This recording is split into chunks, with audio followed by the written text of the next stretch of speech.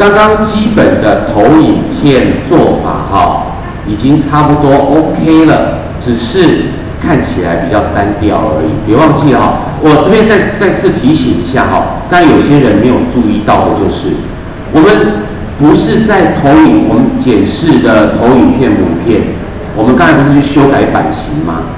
别忘记不是在投影片母片开始打字，不是投影片里面你不用去打字，你只是去设定风格，你的背景长什么样，字体设什么字体，用什么颜色等等，设定风格是在投影片母片设定。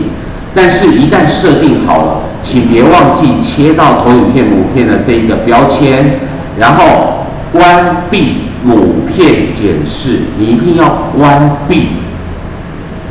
怎么能够确定关闭呢？你就看这边的投影片长得一样大 ，OK， 然后呢，这时候你才可以去新增投影片，然后开始打字。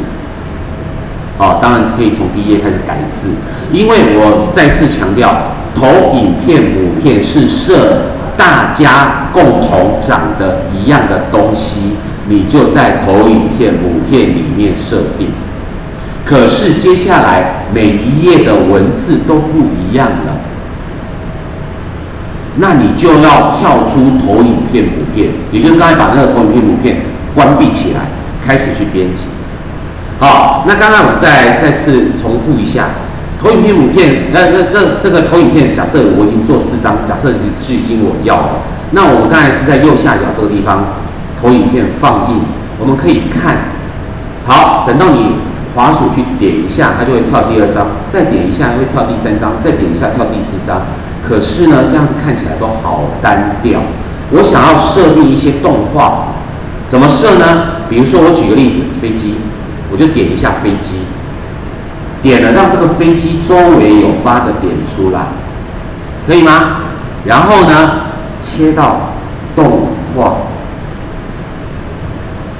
你可以看一下，我今天我移到这里，我不要去点它，就可以预览一下它大概可能是怎么样，有没有？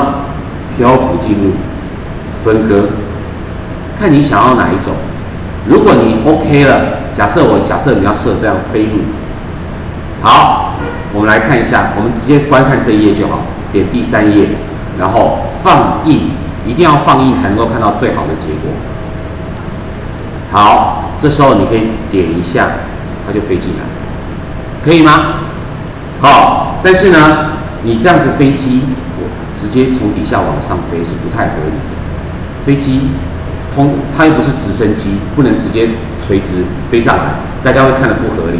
飞机是往前飞的，对不对？所以你也可以换，它还有很多呢。你看，在这个地方，我再给各位看，这个地方有一个下拉，下拉，其实是有很多的可以设，都有兴趣可以去试试看。那其中有一个呢，这里之后呢，你可以设这个其他影片路径，或者是你刚才这里也有下拉，这里有关于路径的影片路径的，有没有？都有。所以你去看，那像我这边，我刚才是设定其他影片路径里面，你可以找到一个向左，确定。它就出来一小段，我们先预览看看。有时候预览你也不用按放映，你可以用这边有一个预览，你不要按字，按上面的，看到吗？往前走动，不够，我觉得它走动不够远，那你就点这条线，有没有看到它多一条线？这个头稍微往前面拉，或者是往上面拉，都可以。然后呢，预览，可以吗？或者是你要真的飞出去，有时候飞到一半，这样截了头也不好看，要不你就把它拉进来一点，要不你就拉出去，再拉出去一点。好，那这时候预览一下，还露出一个尾巴，你再去调整。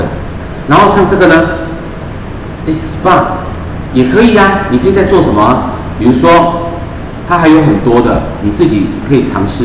比如说有一个像这个，比如说陀螺转，你要用这样转也可以，哦，或者这样子旋转也可以，就看你自己，你觉得哪一种比较好？哦，像这种随机线条，哦，放大旋转都可以。所以呢，你设好了之后，你可以再预览一次。好，那所以我们从第一页来看，有吗？再按一次，飞出去，有吗？再下一页，再按一次，有吗？就转出来，就有一些动画效果了。哦，但是动画效果还有很多可以设定的，我们可以在下周别忘记了。下一周那个，因为我那个我们民传那边要期末考，哦，那我要上到晚班，所以没办法上课，所以我们下礼拜的课，因为已经调到之前的第9周上课了，哦，那下一周不要上课哦，是要到下周，所以再下一次的上课是25号，OK， 可以吗？下一周上课是25号，所以各位先有机会回去练习这些东西，然后因为今天各位在课堂上也看过我今天播那个影片的一些效果了，你可以先构思一下你有哪些照片可以做怎么样的情节安排，然后慢慢的把它整理出来。我们下礼拜你就可以带过来，我们就开始要运用到各位的一些生活照。或者生活的一些旅游的照片都可以把它带过来，我们要慢慢把它串成一个有趣的故事的情节那种感觉，以后各位回忆起来会更棒，好不好？好，所以各位可以再练习一下哈。那个我们今天的课先到这个地方。